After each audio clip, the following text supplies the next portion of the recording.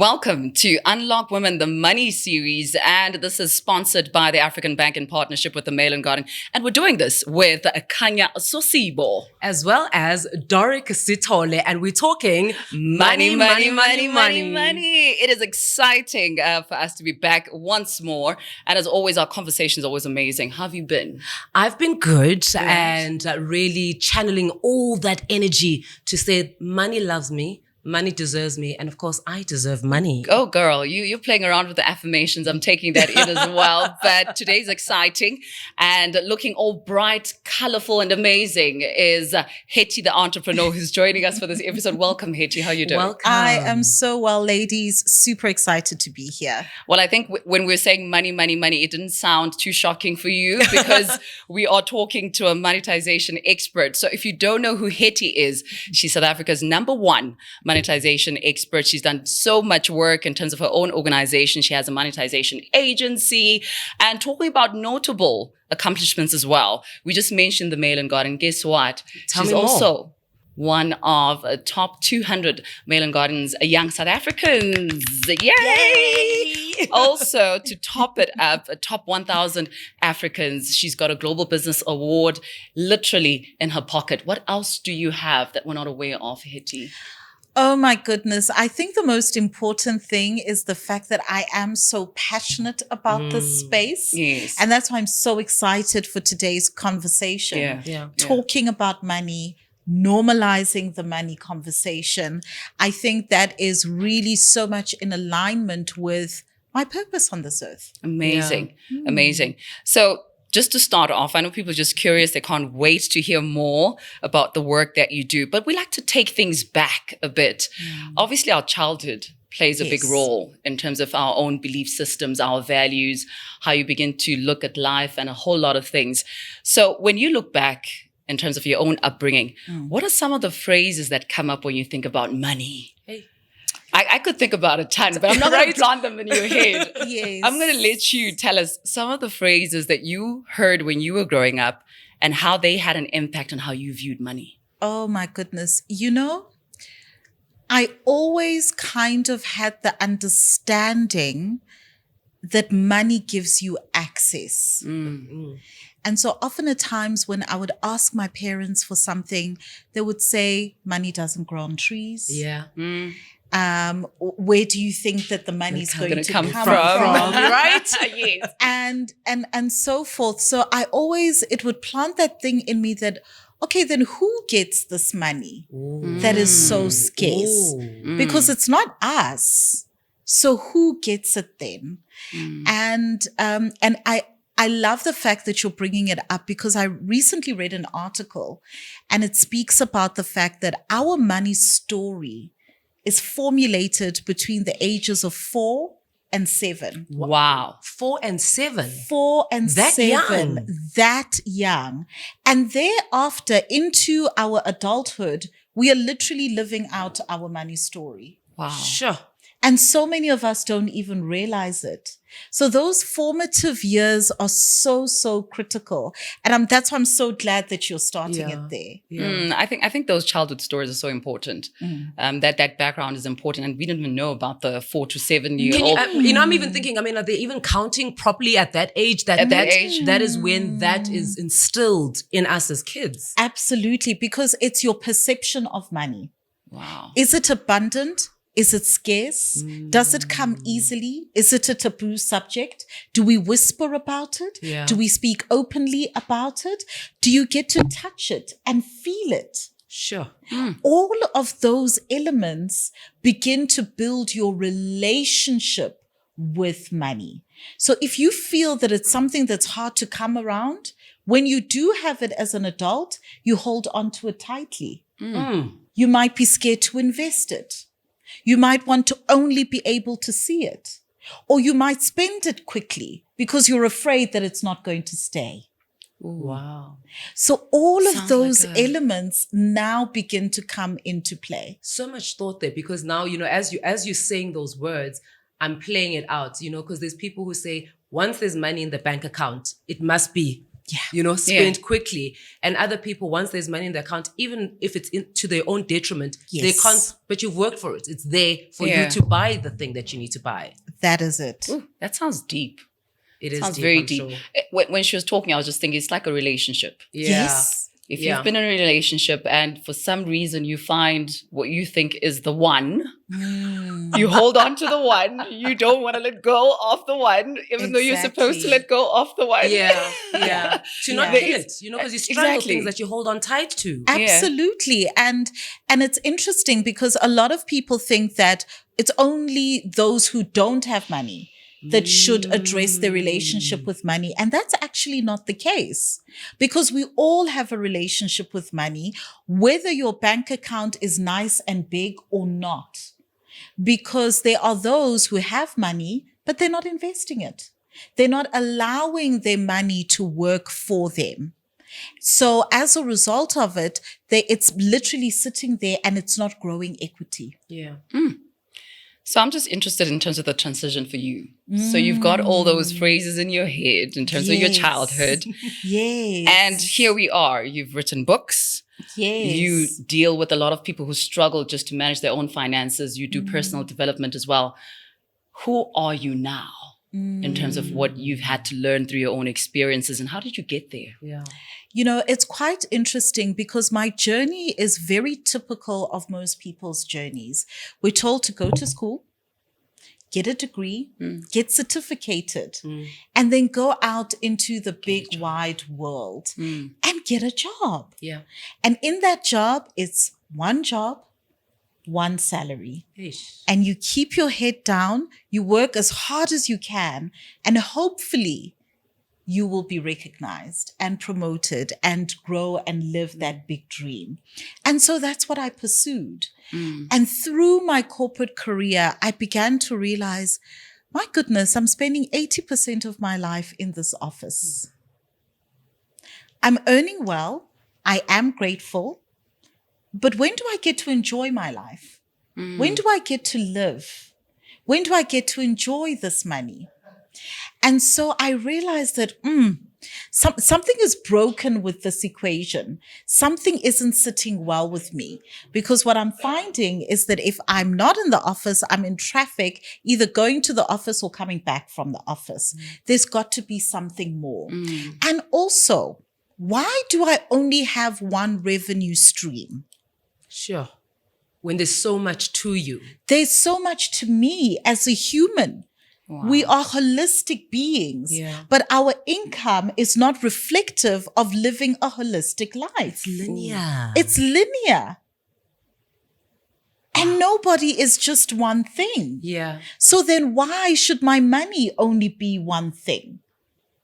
And so through attending conferences and events and reading books and trying to open and expand my mind, how do the rich make money? Because often at times, I don't know if your grandmother also used to say this, the rich get richer. Yeah. Yes. And the poor get poorer. Yeah. And I wanted to understand, but how do the rich get richer? Yeah. And I began to realize that it's their money mindset. It's their relationship with money. Because once you've cracked that code, you can then repeat it several times. I need you to take a step back. It's the money mindset. Money mindset. It's their because I think sometimes those are the things that help guide us. It's those phrases. Yes. It's not a lot of information to take, but it's that phrase that helps you question what that relationship that Dorothy is speaking about is with money. Yes. Your money mindset. Your money mindset. And we all have one. And the thing is that if you are not aware of your money mindset, then it is running on autopilot, which means that you are not in the driver's seat. And you are going wherever it directs you. And often at times it's directed by societal norms and conversations. But once you sit in the driver's seat, you can then punch in the GPS to take you to the destination that you want. And that gives you so much more agency. Yeah. That allows you to begin to think, okay, what are the other streams of income that I can explore? How can I make my money work for me? Yeah. How can I expand my money? Where are the places that I'm leaving money on the table? What are the opportunities that exist that I didn't even notice before? Yeah.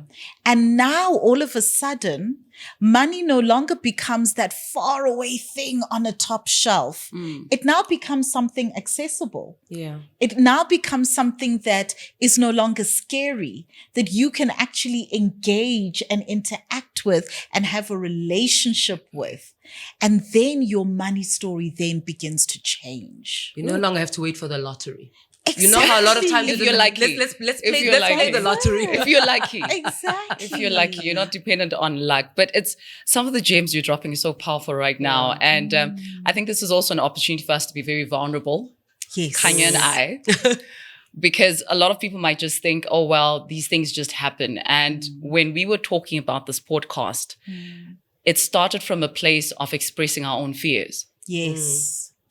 Our own experiences in the corporate space, being very fearful to ask for a raise because first of all, you don't even know how to do that. Yes. And number two, you don't know your value. So you can't go and articulate something you don't know. Yes. So talking about a bank like African Bank that is driving the tagline, Audacity to Believe. I wanted to know from you in terms of the work that you do, how that tagline speaks to how you continue to pour out and encourage a lot of entrepreneurs and also people working in corporate spaces to be able to speak up. I'll give you an example. Yes. So every time I would have a conversation with someone, I've sold this thing and I've said, this is what I do. I'm so confident until someone says, so how much do you charge? Yeah. And then I say to you, I'll get back to you on that one. Just let me send you an email. You must know when I hang up the phone, my palms are sweaty. Yeah. I am panicking. I don't know what to say. It's almost as if the confident Doric who made the phone call and was bold enough to approach this person cannot finish off what she started. Then the sabotaging voices come in. Yeah. Nobody knows you yet. You don't have enough followers. So stop trying to charge an amount that you don't deserve. I remember that phrase very well. So I'd find myself dropping the amount to a ridiculous amount because I didn't think I was known enough. You keep telling yourself, I know I can do the job, but I don't think I can charge this. So based on some of the videos that you do, right, let's talk about that fear, the not having the audacity to ask for what you know you should be asking for. Yes. And also knowing your value. Absolutely. So first of all, let me just say, I love African Bank's tagline, Audacity to believe. Because this is the thing, whether you're in corporate, whether you are running your own business, whether you're looking to build a personal brand, in order to achieve anything in life, you have to have the audacity to believe in yourself, first of all, the value you bring to the table, the magic that you add to the project. And from a practical perspective, in order to execute upon that audacity, it requires you to move from your comfort zone, which is warm and toasty and really, really great. Especially in the cold times, Yeah, right? it's very cozy. Very Especially cozy. in the cold times, from your comfort zone into your courage zone. Ooh. Right? James right Say it there. again for the Please kids repeat at the that. back to hear Please you. repeat that one more time. So in order to have the audacity to believe, you have to be able to move from your comfort zone into your courage zone. Whew. Okay. And your courage zone is where the magic happens. Yeah. But let me tell you something. It's extremely uncomfortable. Yeah. You have to do the thing that makes you afraid, that makes your palms sweaty. Sometimes it means speaking up and raising your hand in the boardroom and saying, I have something to contribute here. Yeah. Sometimes it means charging your worth and writing down that number with your hands shaking. Sometimes it means showing up in the online space, even though you are thinking, what are people going to say? It means doing that thing that you are afraid to do, but doing it anyway. That is what it means to have the audacity to believe, to really, really bet on yourself, because you know that you are rooted in greatness. Ooh. Yeah. Okay. Yeah. All right. I'm trying to figure out my point of departure here, because as I was literally listening to her, and I'm thinking, value is so hard to explain for a lot of people. Yes. We can say it, know your value. You can show up in a room. It's subjective. It is. So I know you do a lot of practical tips when you do your talks. How would you say someone can then get to a point of saying, I now know how do I measure my value? First and foremost, the very, very first starting point is you need to take off from the place of departure that I have value. Yes. Okay. That is your starting point. Your starting point cannot be, do I have value? You must depart from the premise that I already have value. And now let me unpack and see what that value is. A statement as opposed to a question. Opposed to a question. Now, the reason this is important is because for many people, we are not raised in environments that teach us of our value. We are taught to slip into a template, study X, Y, and Z, and go and seek a good job. Yeah. We are not raised in environments that says, what is this child's natural ability that was assigned to them at birth? Yeah. Can they sing? Yeah. Can they write? Can they narrate poetry in a way that transports you to another realm? Yeah. And then how do we take that natural ability that's assigned to them at birth and teach them to monetize that? Sure. And so because we aren't raised in that way, we actually don't know the exercise of seeking it within ourselves because we don't have examples of that to fall back onto. Whew. Yeah.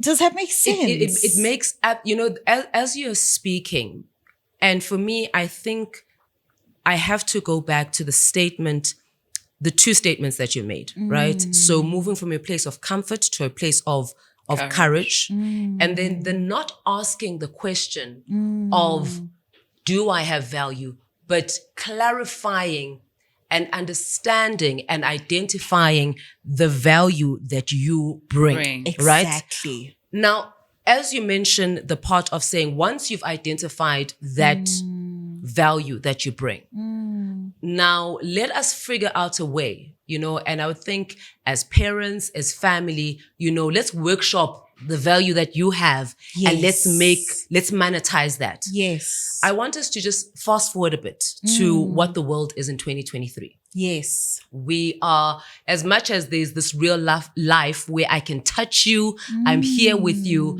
But before I met you and we're sitting here next to you, I've known you in the digital space, right? That's right. We Yes. live there. Yes. Yeah. I would like us now to just jump into that because, some of the people listening, it will vary in age, experience, and where they are in life. But we live in a time where whether you like it or not, you fear it, you understand it or not, life has been digitized. Absolutely.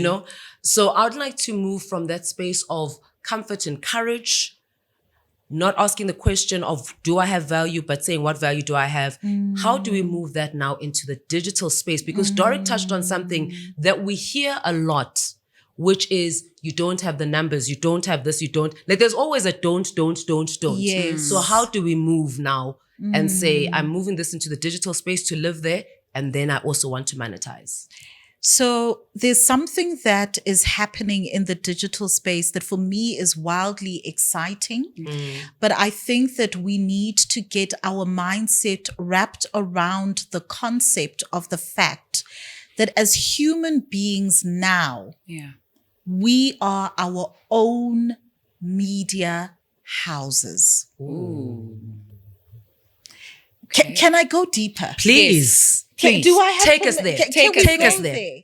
Let's go there. Yeah. Because I'm feeling the spirit move and Please move with the spirit. All right. Move with it. We're with you. So in the past, the way we used to consume content was very much dictated to us. I don't remember if you remember the days where you would get the TV guide and then you would see what is coming up. Yes. And okay, my favorite show is coming on at 8:00.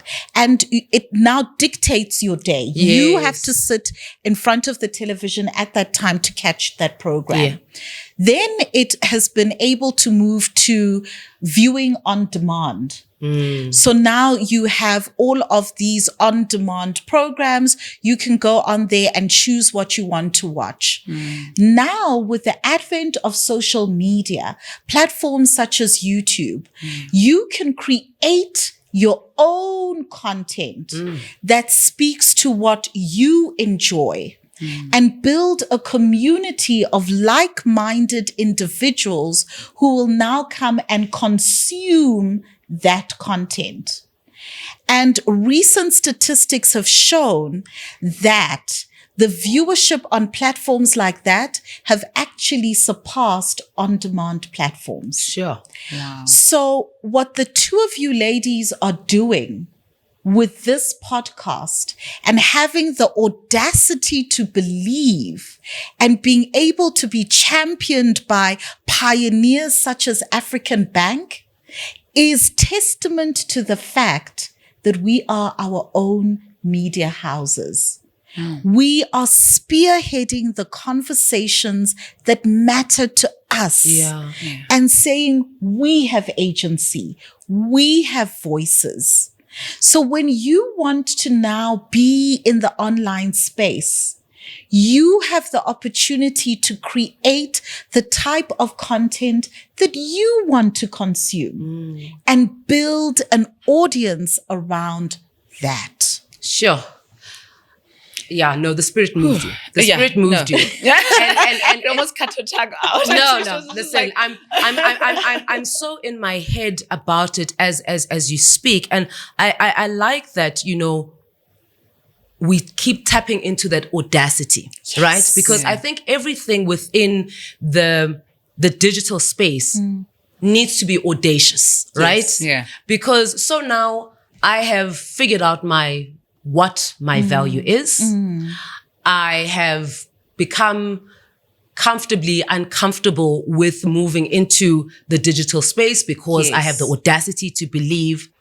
Now I want us to get a bit practical, right? About what are the things that can be done? Because, as you're saying, we are our own media houses, right? That's a new learning for me today. However, I've always held the view that you must treat yourself as a brand. You must accept yourself as a brand. You are a brand so that when you engage, and sometimes people think that this whole being a brand thing is because it must live on social media. For me, it's just knowing that Doric is always on time. For me, it's knowing that if Doric says I can't do something or I can't do something, all those little things then become and create the brand you. So now let's just say all of those things are in place. Kanya now wants to move into the digital space. Practically, how do I do it without, there's a danger, right? I'm going to sound a bit schizophrenic with my statements here, but I think you might understand. There's a danger of seeing how other people have done or what the trends seem to be. And a lot of people feel like to then make an impact of brand me in the digital space is what we've been told time in and time out that sex sells. How do I do that? Because now I'm not coming from that angle. I'm coming from, I want to be professional. I'm a speaker and I want to sell that. How do I do that? Practically. So what we do with our clients when we're starting them off in the brand building exercise is understanding who you are going to be in the online space. What is your brand going to be in the online space? And how do we ensure that you are yourself? And let me tell you, we cannot underestimate the importance of this. We are bombarded by information all day long. And it is so easy to want to be a replica of somebody else because you believe that is the template that works. But the most monetized clients that I have worked with are the ones that are authentically them. Yeah. It is important for us to sit down and say, what makes Kanya unique? Is it her witty sense of humor? Is it her goofiness? Is it just speaking off the cuff? What is that thing? You see, what ends up happening is because it's aligned to you, you don't see it as something that's unique because you are just being yourself. You are just being Doric. So we need to unearth that and say, actually, Doric, the way that you are so warm and kind and open to people, we need to amplify that because it is such a beautiful thing that is so unique to you. So understanding your uniqueness and leading with that is number one on the priority list. Okay. Number two on the priority list is beginning with exactly what you have in that moment. Sometimes we think we can only start when we've got the ring light. Ooh.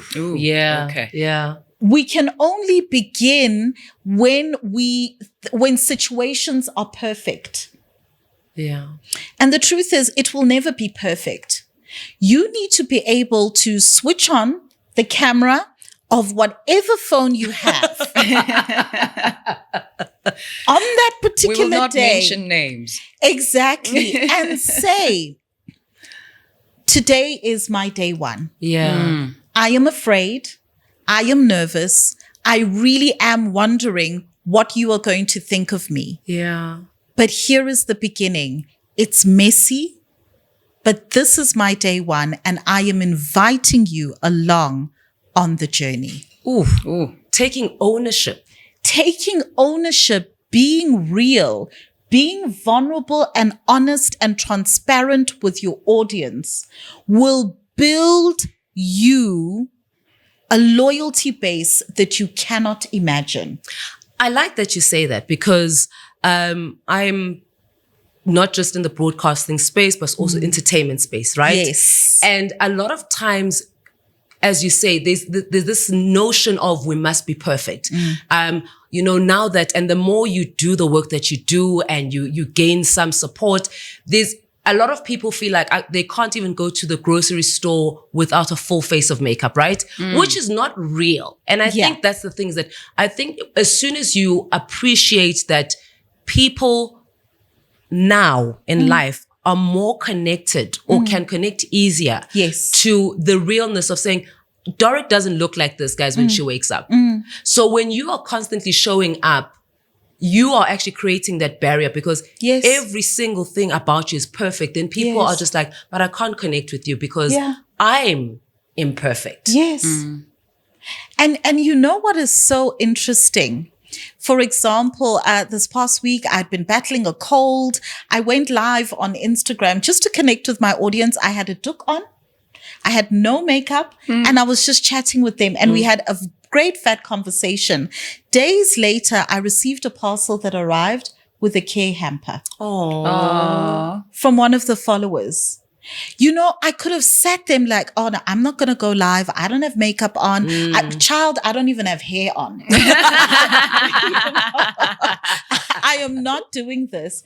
And meanwhile, somebody else on the other side of the screen saw my humanity. Yeah. And saw somebody who's connecting with their audience, even when they're not feeling well. And I am going to connect to that humanity. Wow. So Hetty, we speak about, monetization. how important is it to, I guess, ask questions? Because sometimes you're starting to monetize and you think you are going to get, 1,000 rand because that's what you've built and they've agreed to pay you that. However, there are other elements that actually eat into that. And like, how much does it cost me to show up for this thing that I'm monetizing? Absolutely. So the money management aspect of monetization is so important. And understanding, where should I be putting my money? Who should I be banking with? So, for example, with African Bank, you can literally call and you can literally be able to get the help, because I often get entrepreneurs who say, what type of bank account should I be opening? What type of fees should I be expecting? And you want to be able to talk to a bank that you can say, this is where I am in my journey. This is how much I'm making. These are what my needs are. Please, can you help me to structure something that makes sense for me, for where I am at right now? So that you don't find yourself having unnecessarily exorbitant fees. And that's why I love African Bank, because it means that you are also in partnership with your bank. And they are helping you to actually retain the money that you've made. A bank that helps you retain the money that you've made. Exactly. Retention is important. So if you are looking for that type of a bank, you're talking about African Bank right here, getting yourself South Africa's lowest banking fees. And if you want more information about which bank account to use, well, we're talking about the My World Bank account. Visit our website for more information on www.africanbank.co.za. And we say it once more, African Bank, audacity to believe. How then do we work past? Because I think a lot of people, that is a stumbling block. I know that Dark and I have had this conversation where it is a real stumbling block for us. So this is not just a conversation that we just had. This is also for us in this moment, right? Of, can we be bold enough to go look for money when we don't have the numbers? And what, how do you identify to say that this client will understand the value of what we bring and are willing to grow the numbers with us without the pressure of saying, but I don't know you, you don't have 1 million followers, so we're not going to put money in you. Why must we put money in you? So this is what the gift is in not having 1 million followers. The gift in it is, it allows you to explore what else you have to offer. Okay. Beyond the numbers, because I too don't have 1 million followers. However, the number of followers I have is a concentrated number of entrepreneurs. So if you want to reach entrepreneurs, Hetty the Entrepreneur is your girl. Also, what it allows you to do is to focus on, what is the impact that I can make in this situation, this campaign, this event that is going to take it to the next level. So I can come and be able to say, this is the research that I have done. These are the people that you are looking to reach. These are the people that I have access to. I understand what their needs are because I work with them every single day. And this is how we can speak to that need. And yes, we may not be talking to 1 million people, but of those 500, because we are doing the work well, we can convert. We can convert. So, okay. At this point, because I'm liking that, because I'm again, as you speak, I'm like, okay, they are practical things. I can do that. I can do that. I can do that. I would like us now to, if there are 3 things, that someone who's now listening to this podcast and they like, I am willing to move from a place of comfort to my place of courage. And I can start right now with no makeup, a dook with a cold, and connect to someone. What would those 3 things be? And we are offering, this is us being in the spirit of giving, right? This is us being in the spirit of giving. And just saying to you, Hetty, please just, give them. This is the care package that we're giving to them. What would those things be? And perhaps if you can tie them again to that audacity to believe. So first and foremost, you want to have a plan. You must start with a plan. Okay. Often at times, sometimes we are so excited that we behave haphazardly. Okay. Now, what happens when you do that is that you get haphazard results. Ooh. All right. And then because the results are haphazard, you end up getting demoralized. Yeah. You end up saying this thing doesn't work. But it's because you are coming from left and right and every other angle. So let's sit down and have what we call a digital plan. We are at point A. We want to get to point B. What is the fastest route to get there? And how do we plan to do that? When you have a plan, it allows you to understand, this is what I'm going to post. This is when I'm going to post it. This is the way that I'm going to speak to my audience. It allows all of those various things to come into place. And then also it helps you to remain consistent because inconsistency happens when you don't know what you're doing. Yeah. And when you don't know what you're doing, you get demotivated. You know what? I actually don't know what to post, so I'm not going to post today. And before you know it, it's Guilty. 2 weeks later. Guilty. Right? So you need to have a plan. You need to be consistent. Yeah. All right? And then you definitely want to be able to stick to your plan. Then you want to thirdly have a monetization strategy. Okay. Because having a plan and being consistent can only take you so far. What is your plan to make money? Because money is what keeps the wheels of this thing going. So what is your plan to make money? What are the revenue streams that are available in the space that you are in? And which revenue streams can you begin to tap into? Where are you leaving money on the table? And you can have short-term, medium-term, and long-term goals. There might be some low-hanging fruit that you can take advantage of now. And then there might be some other goals that you can now begin to work towards so that you now have something to look forward to in the future. Okay. So those are the three things. Have a digital plan. Please be consistent, even when there is no evidence that you should be. Yeah. And then have a monetization strategy. So I think let's just, before we wrap up, there's some people who won't have access to you geographically, maybe even, at the moment financially, they can't, take on the agency for work. Your book. Yes. Because I feel like, I love people who write books because they're like, even if you can't reach me, but you can get access to the information. Absolutely. If you could just sum it up for us, what somebody who purchases your book will receive, right? Because I feel like books are masterclasses. Yes. What they would receive, and also how they can get their hands on your book. Yeah. So this book for me was really just a gift to my audience. I am passionate about our continent. Yeah. I am passionate about the knowledge, the talent, and the intelligence of the African people. And so for me, it's not even wasted on me that this podcast is sponsored by African Bank. African Bank. There's some alignment there. There's alignment right there.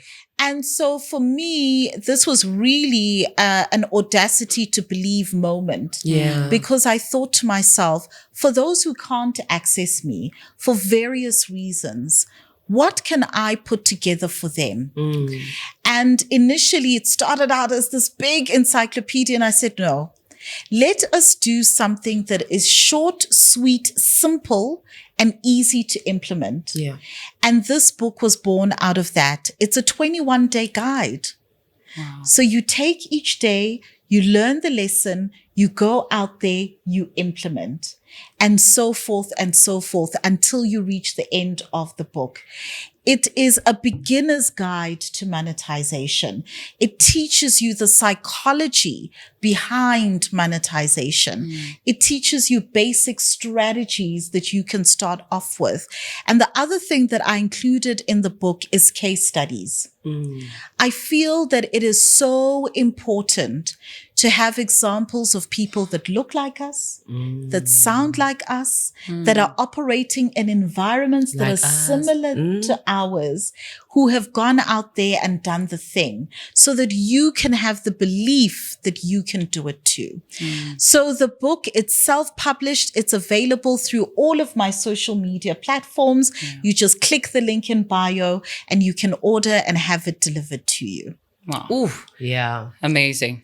Absolutely. Amazing. Yeah. I think you've touched on a discussion we had when we started the podcast as well, because we said, who's going to be an example to the girl child when we talk about African women who are actually living in a place of wealth without referring to women in America? Yes. We love them to bits. Yeah. But the truth is, who resembles wealth in the African continent, who's a female, that the current girl child can talk about when they're asked, who do you look up to? Exactly. Without referring to women in America. Exactly. So I'm happy that your passion for the continent just comes out even as you speak. Yeah. I mean, you already have footprint in Southern Africa, West Africa as well. You've gone into the UK, so you've gone global in terms of the work that you do. So for today, I think it's just been so amazing. It always feels like time is not enough. No, it can never be enough. It feels like we got right? scammed. It feels like a scam. I'm complaining. I'm really complaining. Well, as Doric complains, once again, we thank you for honoring us with your time here on Unlock Women. I think every single episode, you are unlocking one door after another as you reveal to yourself what your relationship is with money. So we say thank you to you. And of course, we say thank you to Hetty. And Hetty, I think as soon as the cameras go off, we are going to monetize. We're going to monetize. We're going to monetize things. So once again, from Unlock Women, the Money series brought to you by African Bank in partnership with Mail and Guardian. Thank you so much for joining us, and we'll see you next time.